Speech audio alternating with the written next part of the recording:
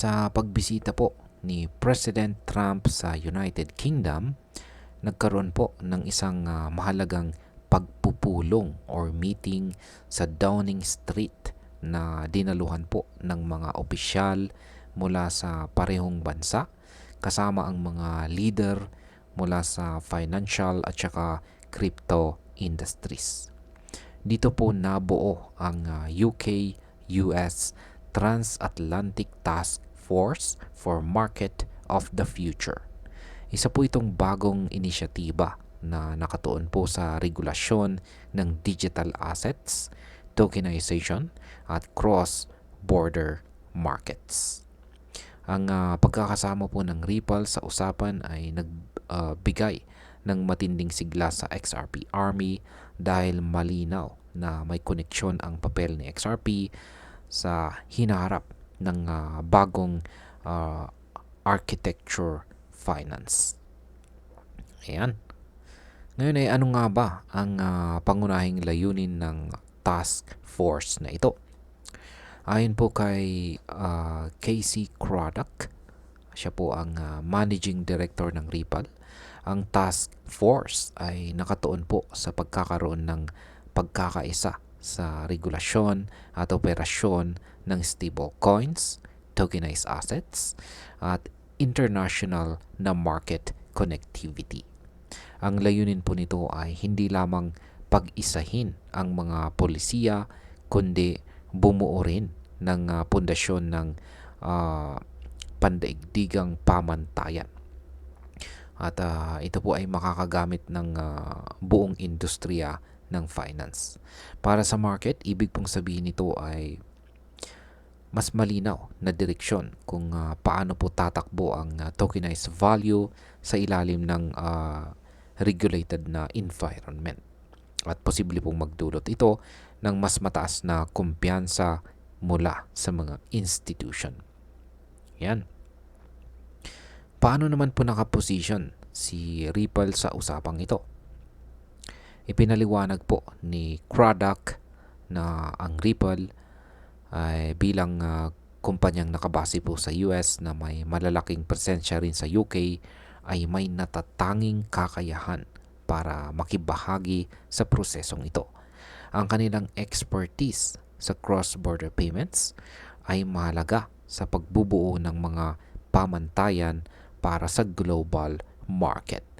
Para kay XRP, ito po ay nagsisilbing pagkakataon para ipakita na hindi lang siya isang speculative asset, kundi isang tool na aktual na ginagamit sa real-world financial infrastructure.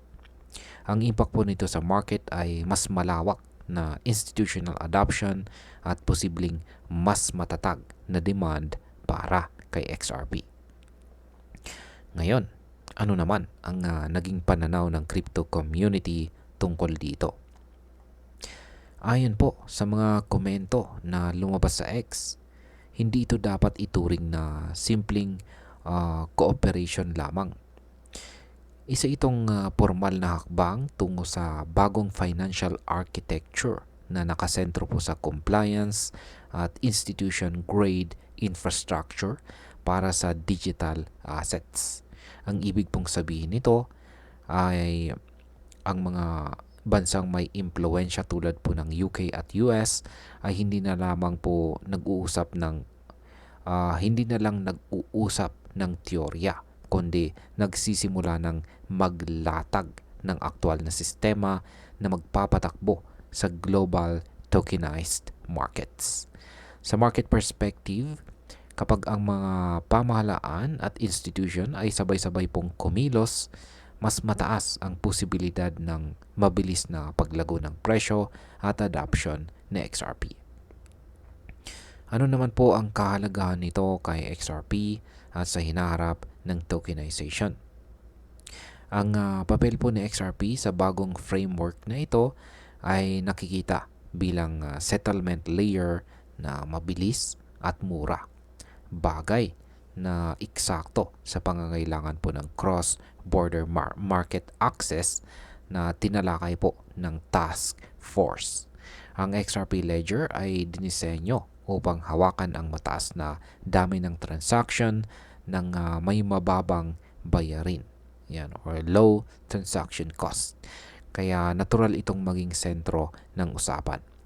Kapag ang regulasyon at tokenization ay nagsimulang magpatuloy, sa XRP ay hindi na lamang parte ng espekulasyon kundi magiging bahagi mismo ng structural foundation ng global finance. Ang ganito pong klase ng integration ay may direktang epekto sa presyo dahil mas maraming institution ang gagamit sa kanya sa aktwal na operasyon. Ayan. Ngayon, ang aking opinion naman tungkol dito ay ang pagkakabuo ng UK-US Transatlantic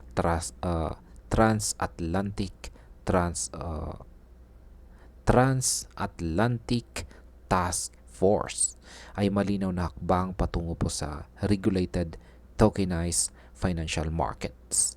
At sa XRP ay nasa gitna ng usapang ito. Para sa atin bilang mga traders at investors, ito po ay nagsisilbing sinyales na si XRP ay hindi na lamang naglalaro sa gilid ng market, kundi isa na po siyang posibleng core player sa darating na financial system. Kung magpapatuloy po ang ganitong development, mahirap pong baliwalain ang potensyal na XRP na magbigay ng matatag na return habang lumalalim ang kanyang integration sa traditional na finance. Kaya, yan.